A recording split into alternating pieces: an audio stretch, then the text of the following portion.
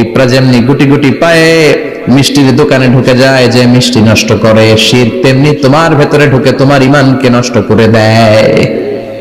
আখফা মিন দাবিবিন নামাল, আপনি পাহাড় পরিমাণ গুনাহ নিয়ে, হাদিসে কুদসিতে এসেছে, সাগরের ফেনা পরিমাণ পাপ নিয়ে আল্লাহর কাছে হাজির হয়েছেন। আল্লাহ, আমি পাপী।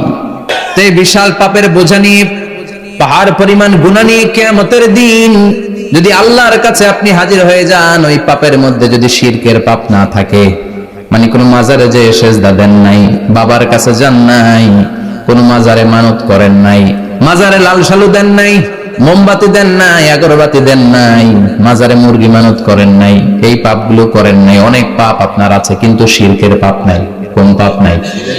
আল্লাহ বললেন, হাজার কোটি পাপ নিয়ে, পাপের বোঝা নিয়ে, পাহাড় পরিমাণ অন্যায় নিয়ে, গুনাহ নিয়ে যদি আমার সামনে আসো, আর এই গুনার মধ্যে যদি শিরকের কোনো গুনাহ না থাকে, তাহলে আমি আল্লাহ পাহাড় পরিমাণ দয়ার ক্ষমা নিয়ে তোমার কাছে হাজির হয়ে যাব। সুবহানাল্লাহ। এজন্য শিরকের সাথে আমাদের কোনো সম্পর্ক নাই। এই শিরক করলে তার মাফ নাই।